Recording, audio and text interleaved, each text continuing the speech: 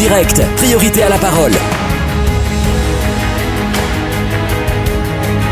Alors les Gasconades, c'est une association qui a pour but de revitaliser, redynamiser au quotidien l'art de vivre en Gascogne par différents événements, par différents ateliers tout au long de l'année, des ateliers de danse, des ateliers de chant, des ateliers de cornemuse gasconne et de musique.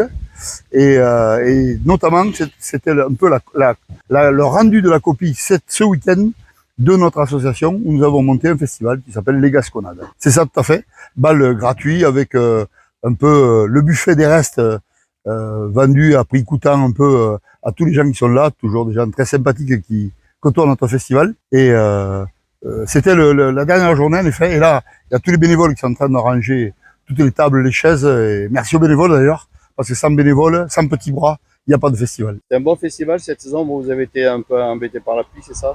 Oui, malgré la pluie de samedi soir, on est passé pas entre les gouttes, mais bien sous les gouttes. Mais malgré tout, on a fait contre mauvaise fortune bon cœur. Et on a pu, vendredi soir, ça a été une soirée extraordinaire, avec Salvan Jonas et La Talvero, deux groupes de cordes sur ciel, qui sont venus avec la famille Lodo, évidemment, les extraordinaires Lodo.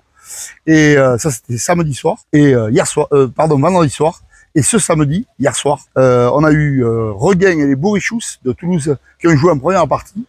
Et Regain qui est le groupe des Gasconades. Et ensuite, Marc Castanet qui est venu avec son confrère dont j'ai oublié le nom, mais tu vas me le dire Marco parce que toi tu connais tout.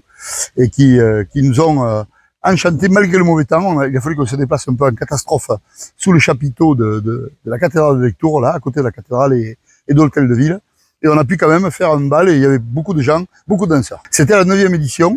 L'évolution, c'est vrai qu'elle s'est surtout traduite par la baisse de la moyenne d'âge qui vient fréquenter le festival. Avant, c'était plutôt une population un peu âgée, de clubs de danse locaux un peu âgés. Et là, petit à petit, on a des trentenaires, même moins, des gens de 40, 20, 30, 40 ans qui viennent, très très nombreux, qui représentent presque la majorité des danseurs. Ce qui est une nouveauté depuis les 2 ou 3 dernières années. Alors on prépare déjà la prochaine édition en 2024. 10e édition, Marco. Ah oui, alors c'est un anniversaire. C'est l'anniversaire. Là, on va mettre le paquet, on vous prépare plein de surprises, mais tu sais, chaque fois que je fais une surprise, c'est toi qui as la primeur de la... Marco, grâce à toi, l'an dernier, tu m'avais suggéré qu'il fallait monter en degré notre petit festival. Et je t'ai écouté, c'était ton idée et je l'ai appliquée. Je me suis fait remettre les clés de la ville cette année par le maire d'Electour. Et c'est toi qui m'avais suggéré l'an dernier, il y a 1 an, jour pour jour. Bon, ben on se donne rendez-vous pour la 10e anniversaire. Tu seras notre invité, Marco. Merci Pascal. Merci à vous tous. Au revoir.